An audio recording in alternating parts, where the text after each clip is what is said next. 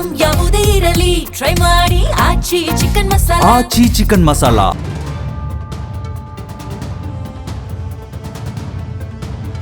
ದಾವಣಗೆರೆ ಜಿಲ್ಲೆಯ ಪ್ರಮುಖ ತಾಲೂಕಾ ಕೇಂದ್ರವಾದ ಹೊನ್ನಾಳಿ ತನ್ನ ಐತಿಹಾಸಿಕ ಹಿನ್ನೆಲೆ, ಧಾರ್ಮಿಕ ಕ್ಷೇತ್ರ ಮತ್ತು ಪ್ರಾಕೃತಿಕ ಸೌಂದರ್ಯದಿಂದ ಕರ್ನಾಟಕದಲ್ಲೇ ವಿಶೇಷವಾದ ಸ್ಥಾನ ಪಡೆದಿದೆ. ಹೊನ್ನರಾಲಿ ಅಂದ್ರೆ ಚಿನ್ನದ ಹೂವು ಅನ್ನೋ ಪದದಿಂದ ಹೊನ್ನಾಳಿ ಅನ್ನೋ ಹೆಸರು ಬಂದಿದೆ. ಹೊನ್ನಾಳಿಯಲ್ಲಿ ಅಕ್ಕಿ ಮತ್ತು ಎಣ್ಣೆ ಗಿರಳಿಗಳಿವೆ. ಕೈಮಗ್ಗದ ಹತ್ತಿ ಬಟ್ಟೆ ಇಲ್ಲಿ ತಯಾರಾಗುತ್ತೆ. ಒಂದು ಕಾಲದಲ್ಲಿ 483 ಕೈಮಗ್ಗದ ಘಟಕಗಳಿದ್ವು. ಹೊನ್ನಾಳಿಯ ಶ್ರೀ ರಾಘವೇಂದ್ರ ಸ್ವಾಮಿ ಮಠ ಅತ್ಯಂತ ಪ್ರಸಿದ್ಧವಾದದ್ದು. ಇದನ್ನ ದ್ವಿತೀಯ ಮಂತ್ರಾಲಯ ಅಂತ ಕರೆಯಲಾಗುತ್ತೆ. ಹೊನ್ನಾಳಿ ಪಟ್ಟಣ ಪವಿತ್ರ ತುಂಗಭದ್ರಾ ನದಿಯ ದಂಡೆಯ ಮೇಲಿದ್ದು ಇಡೀ ತಾಲೂಕಿನ ಕೃಷಿ ಮತ್ತು ಜೀವನದ ಜೀವನಾಡಿಯಾಗಿದೆ. ಇಲ್ಲಿನ ಜನರ ಮುಖ್ಯ ವೃತ್ತಿ ಕೃಷಿಯಾಗಿದ್ದು ಭತ್ತ, ಕಬ್ಬು ಮತ್ತು ಅಡಿಕೆ ಪ್ರಮುಖ ಬೆಳೆಗಳಾಗಿವೆ. 2023ರಲ್ಲಿ ಡಿಜಿ ಶಾಂತನಗೌಡ ಮುಖಾಂತರ ಕಾಂಗ್ರೆಸ್ ಇಲ್ಲಿ ಗೆಲುವು ಸಾಧಿಸಿದೆ. ಡಿಜಿ ಶಾಂತನಗೌಡ ರಾಜಕೀಯ ಜೀವನ. ಹೊನ್ನಾಳಿ ಕ್ಷೇತ್ರದ ಹಿರಿಯ ರಾಜಕಾರಣಿಯಾದ ಡಿಜಿ ಶಾಂತನಗೌಡ ಅವರ ರಾಜಕೀಯ ಜೀವನ ಅತ್ಯಂತ ರೋಚಕ. ಶಾಂತನಗೌಡರು ತಮ್ಮ ಮೊದಲ ಯಶಸ್ಸನ್ನು ಕಂಡಿದ್ದು ಪಕ್ಷೇತರ ಅಭ್ಯರ್ಥಿಯಾಗಿ. 1999ರ ಚುನಾವಣೆಯಲ್ಲಿ ಕಾಂಗ್ರೆಸ್ ಟಿಕೆಟ್ ಸಿಗದಿದ್ದಾಗ ಬಂಡಾಯವೆದ್ದು ಪಕ್ಷೇತರಾಗಿ ಸ್ಪರ್ಧೆ ಮಾಡಿ ಚುನಾವಣೆ ಗೆದ್ದರು.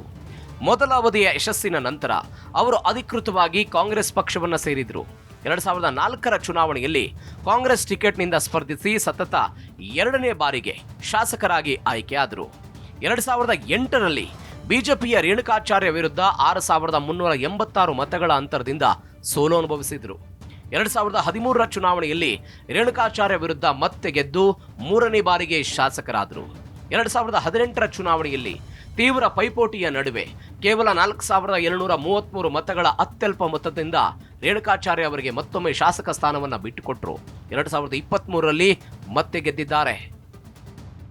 ಮಾಜಿ ಶಾಸಕ ಎಂಪಿ ರೇಣುಕಾಚಾರ್ಯ ಬಿಜೆಪಿ ಧುರೀಣ. ಮಾಜಿ ಮುಖ್ಯಮಂತ್ರಿ ಯಡಿಯೂರಪ್ಪನವರ ಮಾನಸ ಪುತ್ರ ಅಂತ ಖ್ಯಾತರಾದ ಎಂಪಿ ರೇಣುಕಾಚಾರ್ಯ ಇವರ ತವರು ಕ್ಷೇತ್ರ ಹೊನ್ನಾಳಿ. ಹೊನ್ನಾಳಿ ತಾಲೂಕಿನಲ್ಲಿ ಬಿಜೆಪಿ ತಳಮಟ್ಟದ ಕಾರ್ಯಕರ್ತರಾಗಿ ರಾಜಕೀಯ ಆರಂಭಿಸಿದ ರೇಣುಕಾಚಾರ್ಯ ಮೊದಲ ಬಾರಿಗೆ ಯಶಸ್ಸು ಕಂಡಿದ್ದು 2004ರಲ್ಲಿ. ಅಂದಿನ ಶಾಸಕ ಡಿಜಿ ಶಾಂತನಗೌಡ ವಿರುದ್ಧ ಚುನಾವಣೆಗೆ ಸ್ಪರ್ಧಿಸಿ ವಿಧಾನಸಭೆ ಪ್ರವೇಶ ಮಾಡಿದರು. 2008ರ ಚುನಾವಣೆಯಲ್ಲಿ 2ನೇ ಬಾರಿಗೆ ಆಯ್ಕೆಯಾದರು. ಬಿಎಸ್ ಯಡಿಯೂರಪ್ಪನವರ ನೇತೃತ್ವದ ಸರ್ಕಾರದಲ್ಲಿ ಅಬಕಾರಿ ಸಚಿವರಾಗಿ ಕೆಲಸ ಮಾಡಿದರು. 2012-13ರಲ್ಲಿ ಯಡಿಯೂರಪ್ಪನವರು ಕೆಜೆಪಿ ಕಟ್ಟಿದಾಗ ರೇಣುಕಾಚಾರ್ಯ ಯಡಿಯೂರಪ್ಪನವರ ನಿಷ್ಠಾವಂತ ಕಾರ್ಯಕರ್ತರಾಗಿ ಕೆಜೆಪಿ ಸೇರಿದ್ರು. ಆದರೆ ಈ ಚುನಾವಣೆಯಲ್ಲಿ ಸೋಲು ಅನುಭವಿಸಿದ್ರು. 2018ರ ಚುನಾವಣೆಯಲ್ಲಿ ಹೊನ್ನಾಳಿ ಕ್ಷೇತ್ರದಿಂದ 3ನೇ ಬಾರಿಗೆ ಶಾಸಕರಾಗಿ ಭರ್ಜರಿ ಜಯ ದಾಖಲಿಸಿದ್ರು. ಯಡಿಯೂರಪ್ಪ ಮತ್ತು ತದನಂತರ ಬಸವರಾಜ ಬೊಮ್ಮಾಯಿಯವರು ಮುಖ್ಯಮಂತ್ರಿಯಾಗಿದ್ದಾಗ ರೇಣುಕಾಚಾರ್ಯ ಮುಖ್ಯಮಂತ್ರಿಗಳ ರಾಜಕೀಯ ಕಾರ್ಯದರ್ಶಿಯಾಗಿ ಕ್ಯಾಬಿನೆಟ್ ದರ್ಜೆಯ ಜವಾಬ್ದಾರಿಯನ್ನ ಯಶಸ್ವಿಯಾಗಿ ನಿಭಾಯಿಸಿದರು. ಕ್ಷೇತ್ರದ ರಾಜಕೀಯ ಇತಿಹಾಸ. ಹೊನ್ನಾಳಿಯಲ್ಲಿ ಇದುವರೆಗೆ 16 ವಿಧಾನಸಭಾ ಚುನಾವಣೆ ನಡೆದಿದೆ. 2004ರವರೆಗೆ ಕಾಂಗ್ರೆಸ್ ಪಕ್ಷದ ಭದ್ರಕೋಟೆಯಾಗಿತ್ತು. ಕಾಂಗ್ರೆಸ್ 8 ಸಲ ವಿಜಯ ಸಾಧಿಸಿತ್ತು. ಬಿಜೆಪಿ 3, ಕೆಸಿಪಿ 1, ಜೆಎನ್ಪಿ 1, ಪಿಎಸ್ಪಿ 1 ಹಾಗೂ ಪಕ್ಷೇತರರು 2 ಸಲ ಗೆಲುವು ಸಾಧಿಸಿದ್ದಾರೆ. ಕಳೆದ 5 ಚುನಾವಣೆಗಳಲ್ಲಿ 2 ಬಾರಿ ಕಾಂಗ್ರೆಸ್, 3 ಬಾರಿ ಬಿಜೆಪಿ ಗೆದ್ದಿವೆ. 1957ರಲ್ಲಿ ದ್ವಿಸದಸ್ಯ ಕ್ಷೇತ್ರವಾಗಿತ್ತು ಹೊನ್ನಾಳಿ. ಮೊದಲ ಚುನಾವಣೆಯಲ್ಲಿ ಕಾಂಗ್ರೆಸ್ ಪಕ್ಷದಿಂದ ಸ್ಪರ್ಧಿಸಿದ್ದ ಎಚ್.ಎಸ್. ರುದ್ರಪ್ಪ 21,338 ಮತಗಳ ಅಂತರದಿಂದ ಗೆಲುವು ಸಾಧಿಸಿದ್ರು. 1962ರಲ್ಲಿ ಪಿಎಸ್ಪಿ ಸ್ಪರ್ಧಿಸಿದ ಡಿ ಪರಮೇಶ್ವರಪ್ಪ ಕಾಂಗ್ರೆಸ್ನ ಎಚ್.ಎಸ್. ರುದ್ರಪ್ಪನವರನ್ನ ಮಣಿಸ್ತಾರೆ. 1967ರಲ್ಲಿ ಕಾಂಗ್ರೆಸ್ ಪಕ್ಷದಿಂದ ಸ್ಪರ್ಧಿಸಿದ್ದ ಡಿ ಪರಮೇಶ್ವರಪ್ಪ ಸ್ವತಂತ್ರ ಅಭ್ಯರ್ಥಿ ಕಡಿಸಿದ್ದಪ್ಪ ಅವರನ್ನ ಸೋಲಿಸಿ ಸತತ ಗೆಲುವು ಸಾಧಿಸ್ತಾರೆ. 1972ರಲ್ಲಿ ಕಾಂಗ್ರೆಸ್ ಟಿಕೆಟ್ ಪಡೆದ ಕಡಿಸಿದ್ದಪ್ಪ ಡಿ ಪರಮೇಶ್ವರ್ ಅವರನ್ನ ಸೋಲಿಸಿ ವಿಧಾನಸಭೆ ಪ್ರವೇಶ ಮಾಡ್ತಾರೆ. 1978ರಲ್ಲಿ ಜನತಾ ಪಕ್ಷದಿಂದ ಸ್ಪರ್ಧೆ ಮಾಡಿದ್ದ ಬಸನಗೌಡ ಅವರನ್ನ ಸೋಲಿಸಿ 2ನೇ ಸಲ ಆಯ್ಕೆ ಆಗ್ತಾರೆ. 1983ರ ಚುನಾವಣೆಯಲ್ಲಿ ಪಕ್ಷೇತರವಾಗಿ ಸ್ಪರ್ಧೆ ಮಾಡಿದ ಡಿಜಿ ಬಸನಗೌಡ ಜನತಾ ಪಕ್ಷದಿಂದ ಸ್ಪರ್ಧಿಸಿದ್ದ ಎಂ ಲಕ್ಷ್ಮಣ ಅವರನ್ನ ಸೋಲಿಸುವ ಮುಖಾಂತರ ವಿಧಾನಸಭಾ ಮೆಟ್ಲುತ್ತಾರೆ. 1985ರಲ್ಲಿ ಜನತಾ ಪಕ್ಷದಿಂದ ಸ್ಪರ್ಧಿಸಿದ ಡಿಬಿ ಬಸನಗೌಡ ಕಾಂಗ್ರೆಸ್ನಿಂದ ಸ್ಪರ್ಧಿಸಿದ್ದ ಎಚ್.ಬಿ. ಕೃಷ್ಣಮೂರ್ತಿ ಅವರನ್ನ ಮಣಿಸಿ ಮತ್ತೊಮ್ಮೆ ಆಯ್ಕೆ ಆಗ್ತಾರೆ.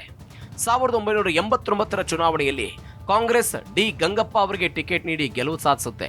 94ರಲ್ಲಿ ಎಚ್.ಬಿ. ಕೃಷ್ಣಮೂರ್ತಿ ಕೆಸಿಪಿ ಪಕ್ಷದಿಂದ ಸ್ಪರ್ಧಿಸಿ ಗೆಲುವು ಸಾಧಿಸುತ್ತಾರೆ.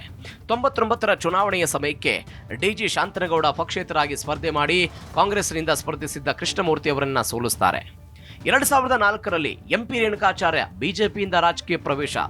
ಈ ಚುನಾವಣೆಯಲ್ಲಿ ಕಾಂಗ್ರೆಸ್ನಿಂದ ಸ್ಪರ್ಧಿಸಿದ್ದ ಡಿಜಿ ಶಾಂತನಗೌಡ ಅವರನ್ನು ಸೋಲಿಸಿ ರೇಣುಕಾಚಾರ್ಯ ವಿಧಾನಸಭಾ ಪ್ರವೇಶ.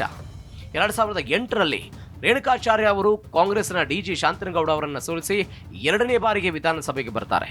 2013ರಲ್ಲಿ ಶಾಂತನಗೌಡ ಅವರು ಕೆಜೆಪಿಯಿಂದ ಸ್ಪರ್ಧಿಸಿದ್ದ ರೇಣುಕಾಚಾರ್ಯ ಅವರನ್ನು ಸೋಲಿಸಿ ವಿಧಾನಸಭೆ ಪ್ರವೇಶ ಮಾಡ್ತಾರೆ. 2018ರ ಚುನಾವಣೆಯಲ್ಲಿ ಬಿಜೆಪಿಯ ಎಂಪಿ ರೇಣುಕಾಚಾರ್ಯ 80,624 ಮತಗಳನ್ನು ಪಡೆದರೆ ಕಾಂಗ್ರೆಸ್ನ ಡಿಜಿ ಶಾಂತನಗೌಡ 76,391 ಮತಗಳನ್ನು ಪಡೆದರು. 4,233 ಮತಗಳ ಅಂತರದಿಂದ ಶಾಂತನಗೌಡ ಅವರನ್ನು ಸೋಲಿಸಿದ್ರು. 2013ರಲ್ಲಿ ಕೆಜೆಪಿಯಿಂದ ಸ್ಪರ್ಧಿಸಿದ್ದಾಗ ಸೋತಿದ್ದು ಬಿಟ್ಟರೆ ಬಿಜೆಪಿಯಿಂದ ನಿಂತಾಗಲೆಲ್ಲ ರೇಣುಕಾಚಾರ್ಯ ಗೆಲುವು ಸಾಧಿಸಿದ್ದಾರೆ.